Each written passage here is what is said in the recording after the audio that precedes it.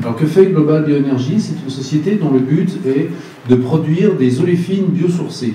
Qu'est-ce que sont premièrement les oléfines? En fait, les oléfines, c'est quand moi j'étais au lycée, on appelait ça des alcènes.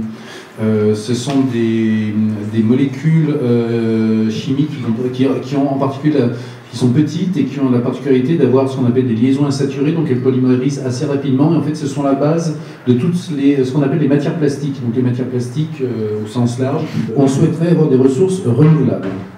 Et des ressources renouvelables, on peut penser à plusieurs choses. Alors pour l'énergie, les ressources renouvelables, le débat peut être infini, parce qu'il y a le photovoltaïque, etc., le nucléaire qui rapporte quelque chose, mais bien sûr qu'il y a d'autres inconvénients. Pour ce qui est, par contre, des briques pour la pétrochimie, c'est un petit peu plus compliqué. Comment on peut les fabriquer? Une façon de les fabriquer qui commence à se faire jour, c'est d'utiliser les propriétés des organismes vivants pour pouvoir transformer une ressource qui serait non limitante en ces fameuses oléfines dont on a besoin. Donc il y a la possibilité d'utiliser directement des ressources agricoles, qui sont vraiment bien considérées aujourd'hui, mais surtout la possibilité d'utiliser des déchets.